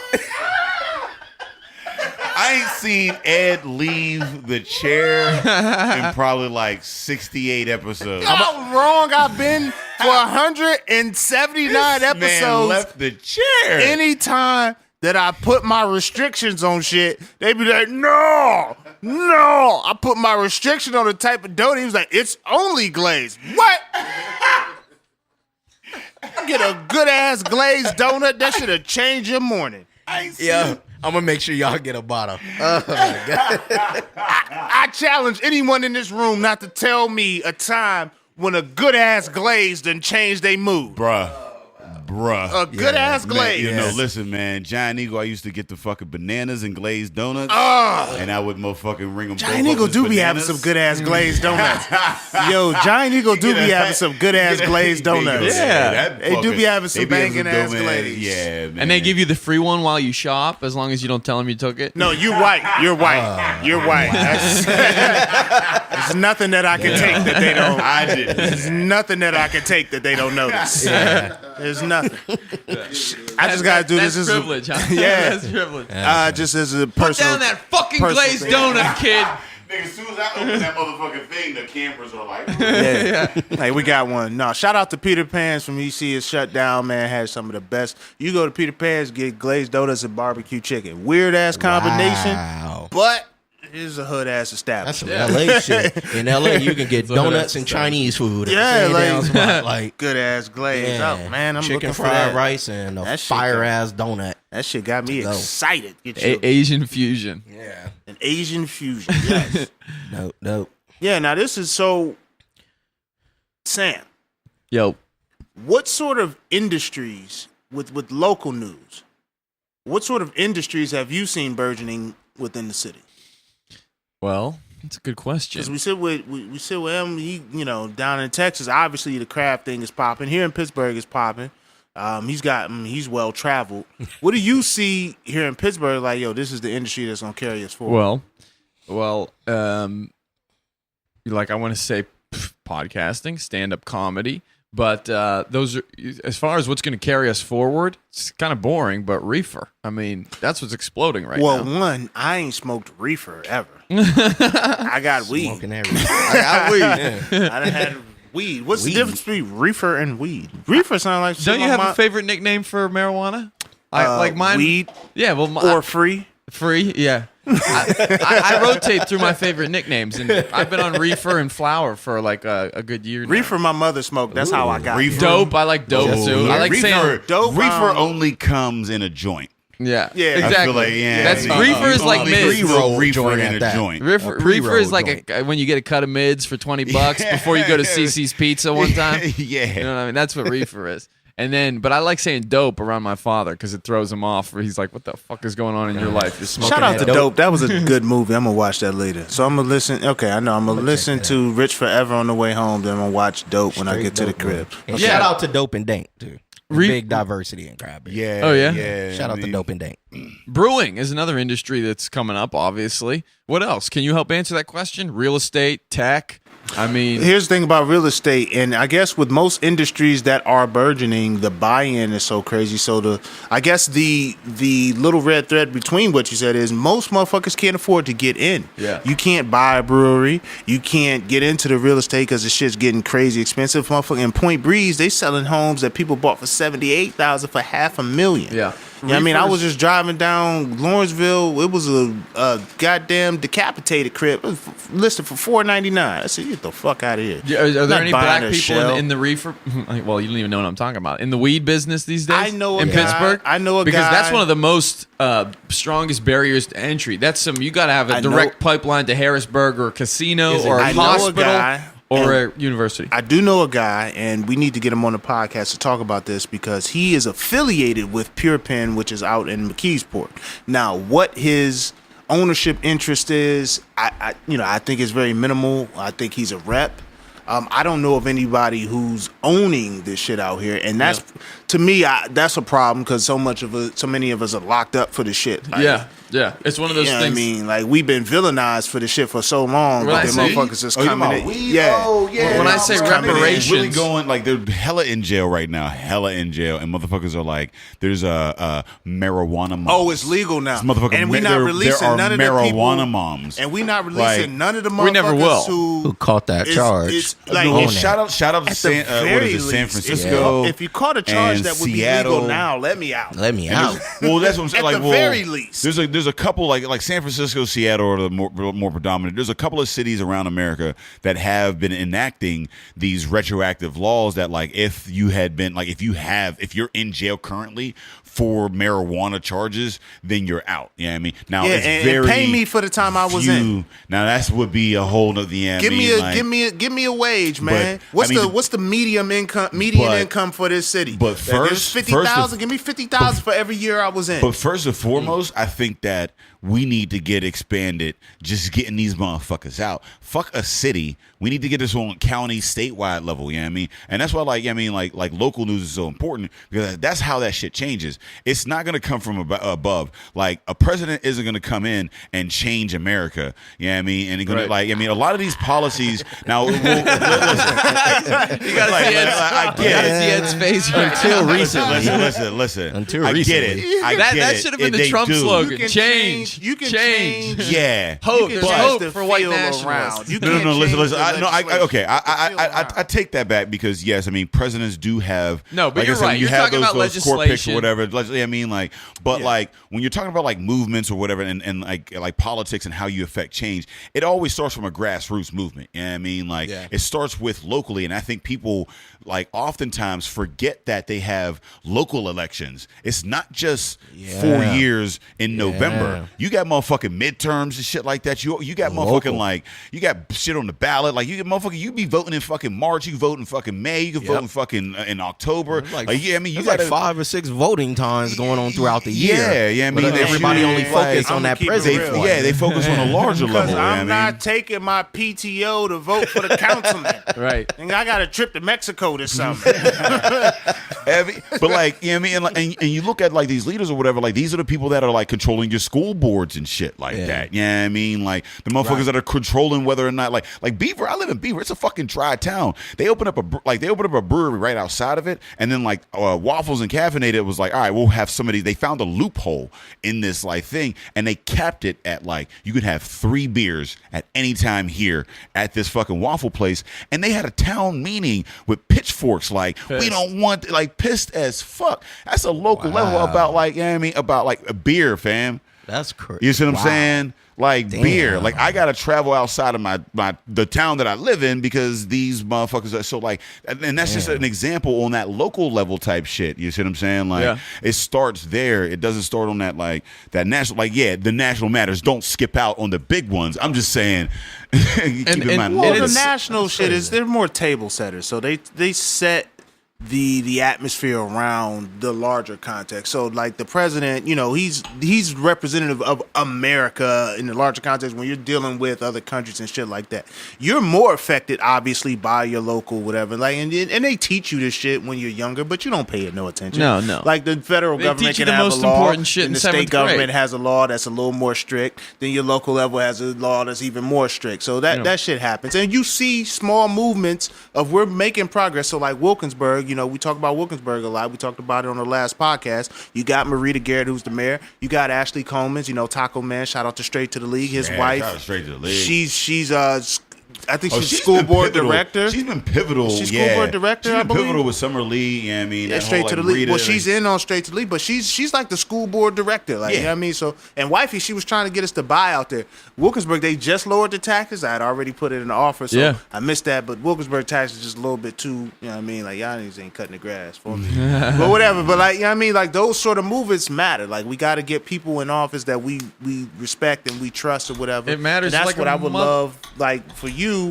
With you focusing on local shit, like I think you can have the satire, the funny shit, and then if you got a little bit of that real shit mixed in, like Absolutely. you can find a niche. I'm always trying to gas up these people that I care about. At least give them press, even if I don't agree with them 100%. The Democratic Socialists are taking over, and like I don't agree with them 100%. Who gives a shit? Let's get that. Let's get the group 100%. How could you? You're a sucker and a loser if you agree with That's anyone. a cult.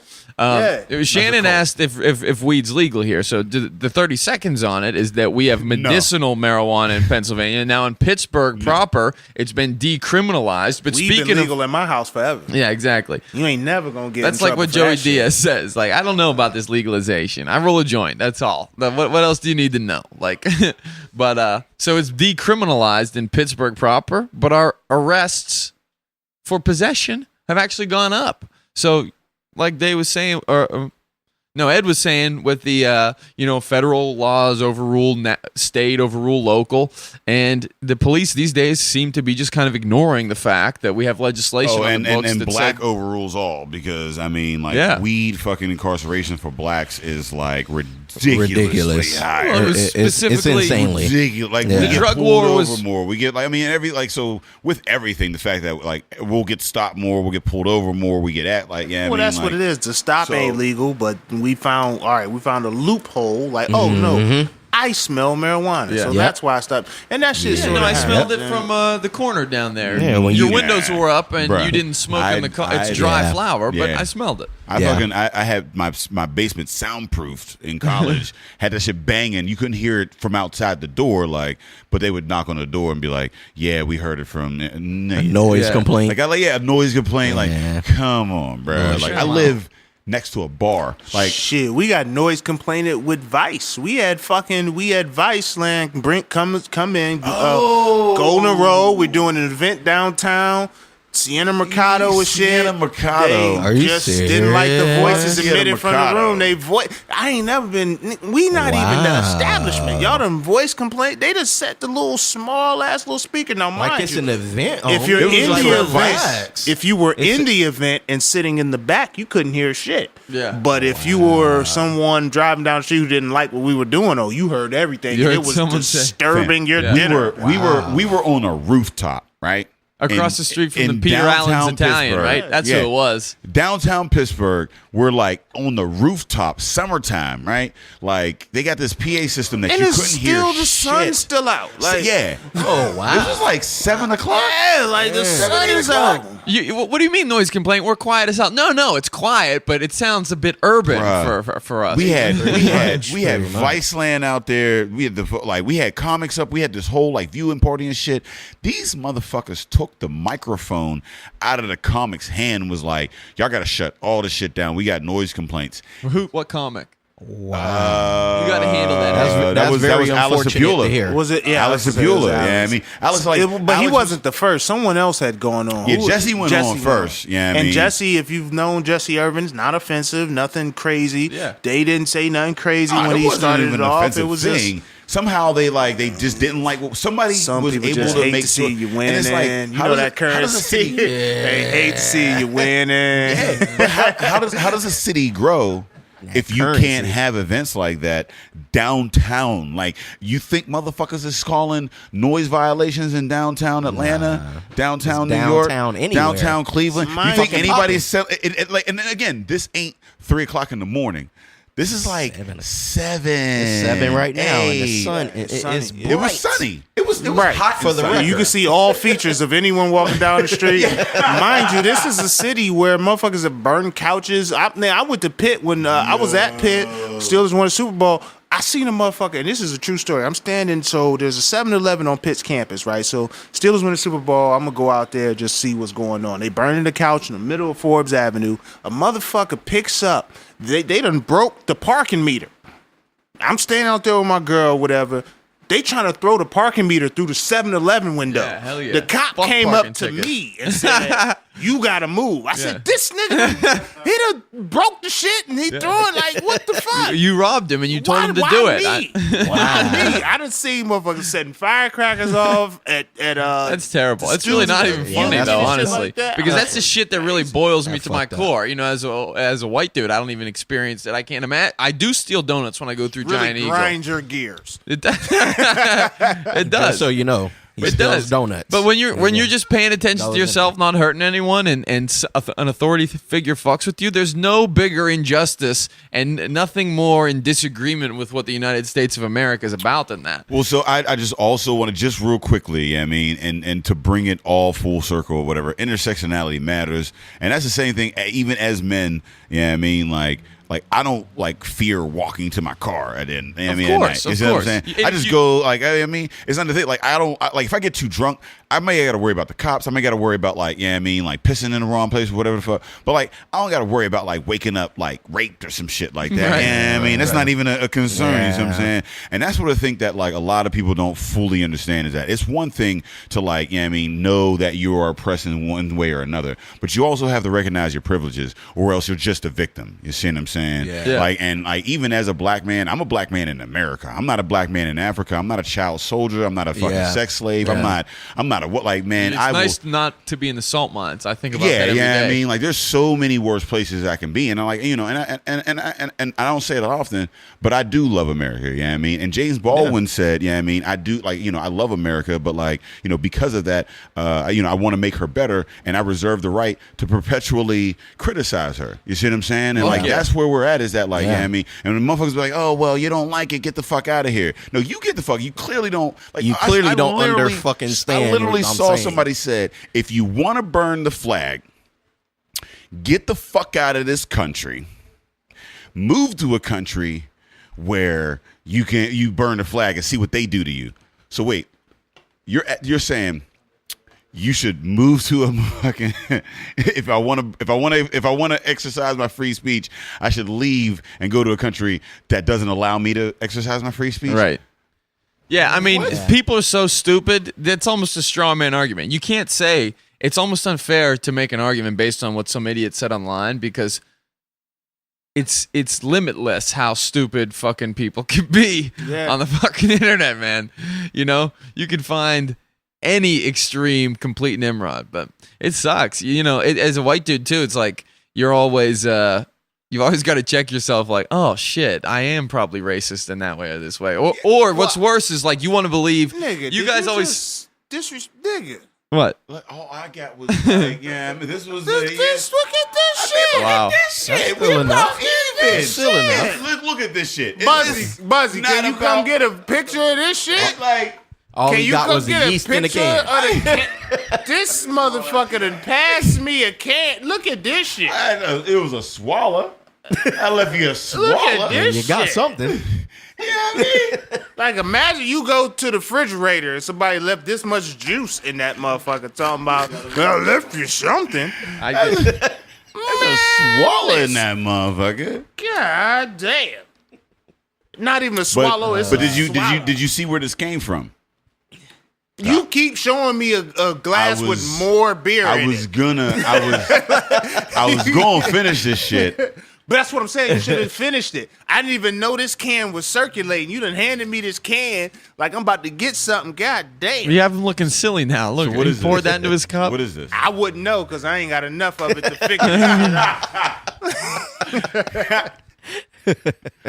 Who brought this can in? Oh man. You did? What is this, Buzzy? From Masthead in Cleveland. Cleveland, this Oh, he leaving again, y'all. Did you see that? He's out. Did you see that He's setup? out. Did you see that? Are you low? Is it all right? Is it all right now? He's gone. he had to leave. So we got Cleveland in the house. I'm not even gonna lie, that's a good ass beer. Yeah. Whoever, what is that again? Nice to know. It would be Masthead. nice to know that it was. Flower hibiscus Hibiscus IPA. IPA. A flower in the boil. Yeah. Yeah, I haven't even had it yet. that's how they got that color in there. neither. I ain't Yeah, had it yet neither. put that hibiscus in the boil. Ed Turn just any finished beer his pink. glass. He still hasn't had it yet. A rosé double New England IPA. Who the fuck is this? Masthead Brewing, downtown Cleveland. We need to Cleveland. do that. Like, Yeah, we the shit. Cleveland. ASAP. That Yeah, we the shit is shit. delicious. Shit, we out here. We just, 2016 NBA champions. Which I got the longest streak in baseball. Two-time Longest winning LeBron streak, yeah. loser. Don't y'all get the longest one? Two-time Regular LeBron season? leaving. Yeah, well, then well, shit, nigga, I left too. I ain't even gonna lie. mad. I ain't I mad can't at be him. mad at him. I ain't mad. I moved out that motherfucker after high school, and I ain't Lakers, we shit. back. If I was We LeBron, I'd have gone back in 2010 or some shit like that, but I didn't. So no. Yeah, you took your talents to Can we Pittsburgh. just can we get through this last beer? Yeah. What is? Do you know anything about this brewery? Which This ghost looking. So Ghost in the Machine, Parish Brewing, they're in Louisiana. Shout out to my home state. Ghost in the Machine has been around for a long, long time. When Ghost in the Machine first was being produced by Parish, this was before the haze craze and craft beers really booming. That was like a West Coast IPA. So it was like, dank, hoppy, see-through. And it was just very recently that they started switching it to the haze style. The owner finally opened up like, all right, y'all want to do some haze? They had some younger brewers in there. And it was like, yeah, y'all keep talking about this haze. Let's do it. Let's do it on the beer that we already got. And that's Ghost in the Machine. And I mean, it full 180. Yeah. Everybody talking about this brewery now because of that one beer. Oh, this is the one? That's probably the the one. origin, the impetus. Then they got This is where it all Envy. started. Oh, it smells like cheese a little bit. Like, yeah, I mean, you got that dank, like, that funk. You know what I mean? Funk to it. Yeah. Little Parmesan. We got Mike Potter in the building with his Mike nose with his in it. connoisseur You see, over rolling there. it. Look at You him. ain't catch him over there being bougie He as over there fuck. rolling Pinky it. up. He been doing Pinky that to a up. lot of beers. But he don't drink the beer first. He put his nose in it. I said a Parmesan. Limburger going on. Yeah. Shit. That's all I need. No, that is. Y'all need to hang around some brothers that love craft beer. Oh, We are the man. most fun Oh, type. yeah. Man, what haven't we made funkier? And like, I mean, no such, what man. industry? We got the funk, What man. No and, matter like, what we touch. What industry haven't we made funkier? No, we You know level what I we mean? level up on a regular. Like it's and again, I like to preach to people like the people who love craft enthusiasts. Like they're worldly individuals, like very diverse, not the same type of person. You won't catch the same type of person in the craft, although there is a stigma of the craft, with the flannel or whatever. But like that's- you we find ain't so not a many different flannel type in of this people. motherfucking room Not at right all. now. Man, you go to a brewery. hella knowledge, hella experience, not a flannel in this motherfucking room. Man, you go to that a- ain't the industry. Going to a brewery is better than going to a bar. Like you have real conversation. You know what I mean? You still drinking, having real conversation. Ain't motherfuckers stumbling and tripping up and dropping Copacetic. their phones Keeping or it whatever. fun. It's like young Copacetic. professionals This doing their craft ain't shit. about Yeah. getting drunk. I mean, the real thing about this craft is sharing the beer, It's just getting beer to the people. It's the same thing, just like food ain't about like fucking stuffing your face till you're over. Yeah, you don't get there till till you ready. Flavor. It's- It's that you I mean, gotta beer understand the is nuances food. of it. Beer is food. Yeah. And I mean, Exactly. like you don't eat just to get full. You eat to experience. You got brewers telling you like I dry hop this with Citra, Simcoe, Mosaic. They're telling you that for a reason. Like all these hops have different profiles and flavors. Like basil tastes different from oregano. Pepperoni is different from I don't know, bologna. Shit, it's like all these things have their own unique flavor. So yeah, beer is food. Like you put a lot of work in there, you put a lot of things in it to make the flavor good, and I'm all about getting beer to the people. So I like that, and Right, for the people. for the people, man, For the culture. for the culture. So Sam, before we wrap up, right? We talking craft, we craft podcasts, all that shit. How can we get news outlets to follow the craft model to where it's more about the people than it's about? Because like we were talking about selection bias, right? And you see it a lot with CNN. They report on Trump every day, and Trump, while he says some wild shit most days, I mean, most of the stories don't really be worth reporting or whatever. You got Fox, they got a crazy slant. What station, one, do you think is for the people, and two, how do we get the industry more for the people, because we the ones who need the information. Like y'all just reporting shit, but we not always getting the information that we need. There's no channel that's for the people. Absolutely. If capitalism has fucked up journalism in any medium more than any other, television news is almost it can't. But hopefully it's dying too. At least as far as like the channels running shit versus say I throw the I throw the Young Turks who on my YouTube and put that A on. little Turk. You know what I mean? But you have a good question. You said, how do we make the news stations act like the beer culture, the craft beer culture? So the news is fucked up because of their profit motive, and it's a weird thing to mix capitalism and journalism. They're kind of at odds in a lot of ways. Okay. Because you want them to be telling the truth, but the truth doesn't sell nearly as well as As he you better dries a black and mild. I have never seen.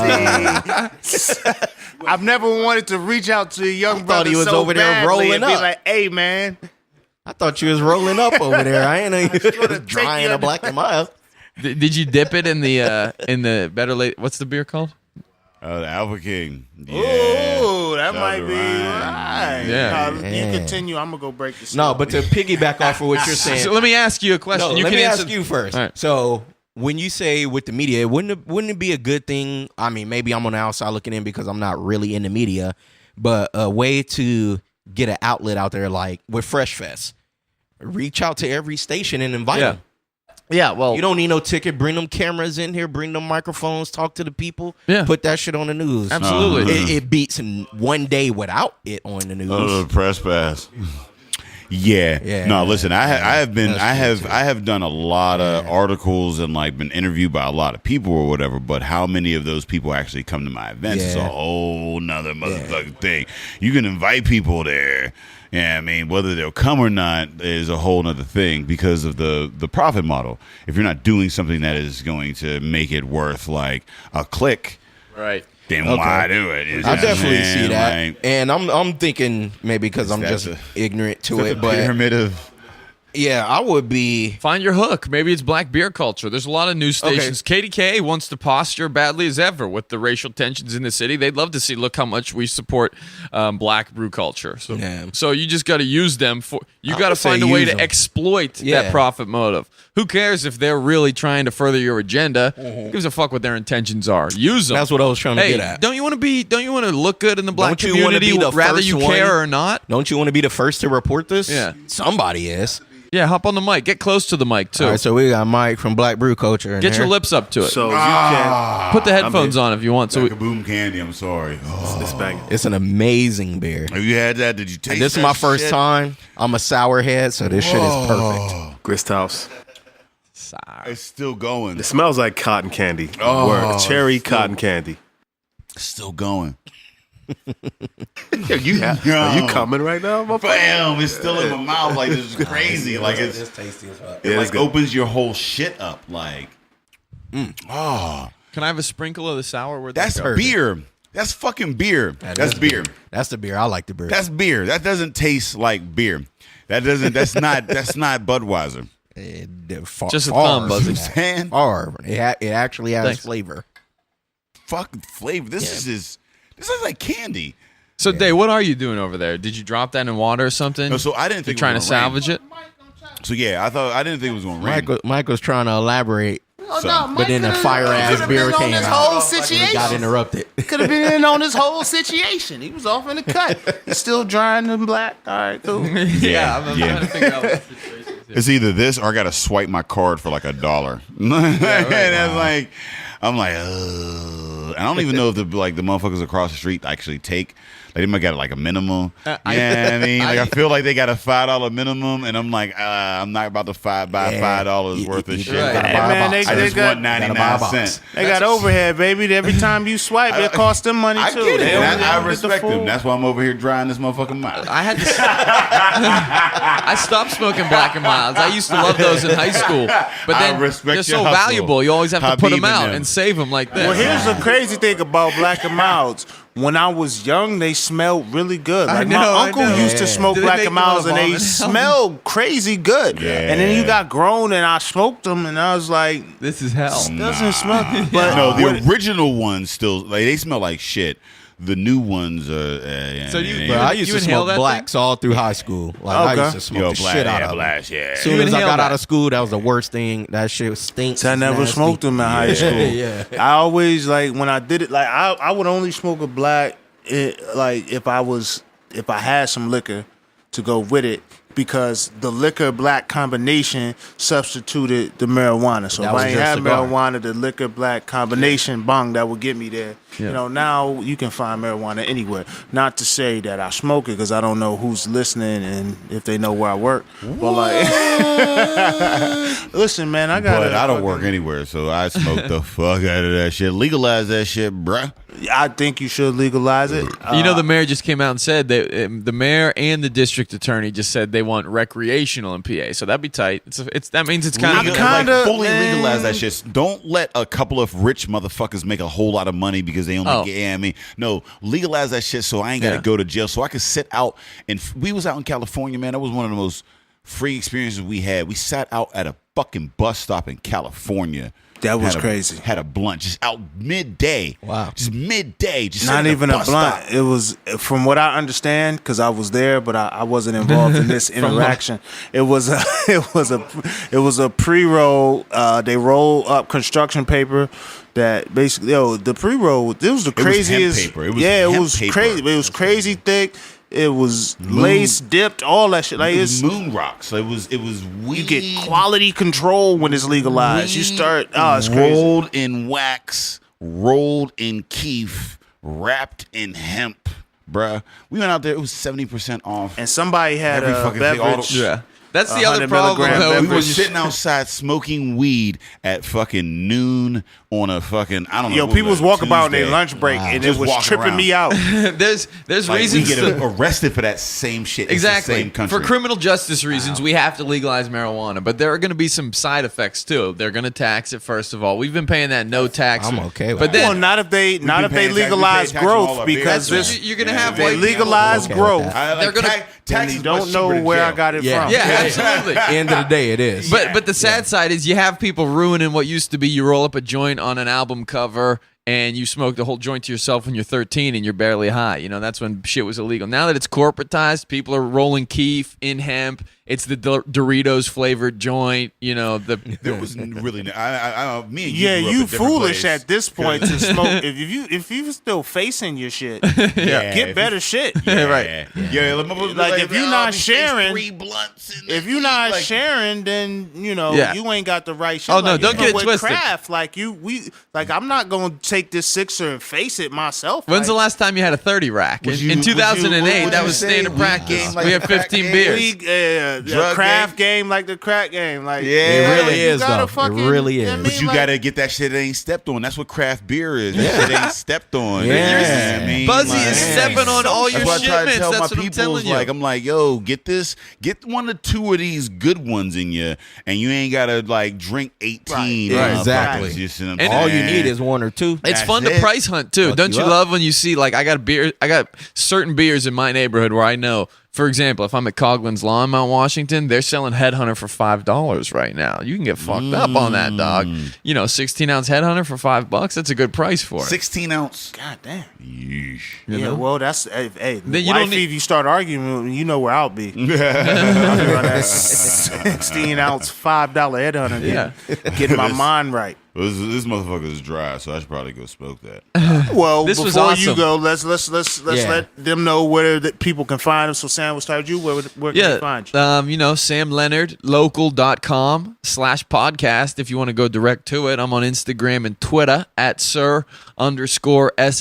And the podcast is called the Pittsburgh Local News Podcast. We talk about the news that affects you and the news that you can affect. Now, just because I know this podcast is global, a lot of people outside of Pittsburgh actually do Bruh, enjoy it. We get like 5 downloads in Russia a month. There you bruh. go. There you go. Nice. Rooskies, hit me up. You might be interested to hear because it's stuff that happens in Pittsburgh, but sometimes it's just funny no matter where the fuck you live. Okay, so Pittsburgh Local News Podcast, iTunes, Stitcher, wherever you listen to your podcast. And this has been a blast, guys. Thanks for having me. Hey, Thank you, Brew Brotha, because I just like saying that. Let them know where they can find. It got a nice ring to it. I like that. No, Shannon Harris, a.k.a. the Brew Brotha. That's with the A, not the ER. You can follow me on Instagram, Twitter, Facebook, every social media outlet that exists. The Brew Brotha is it. Brotha. Connoisseur for craft beer. I love brewing. I home brew, contract brew, brewing with a festival. A lot of collaborations. Pittsburgh's been a great host. So I hope that I can come back and be a guest in the future. No, it's already without in the question. books. It's already in the books. All right. Without question. Dave, let the people know where they can find us. Hey, man, shout out to Black Brew Culture in the building, Mike Potter, and me, Fresh Fest. Shout out to Fresh Fest, that first Black Beer Festival that just happened last week. That was the best fucking, and if you're looking for us, we are Drinking Partners. You can find us on epicastnetwork.com/partnerspod. You can find us on iTunes, Stitcher, Libsyn, and Google Play. We Googleable. Under Drinking Partners. You can find us on IG, Twitter, and Facebook at PartnersPod. You can find us at Arcade Comedy Theater every third Saturday of the month. ArcadeComedyTheater.com. You can find us every last Saturday of the month at Comtra Theater at ComtraTheater.ticketleap.com.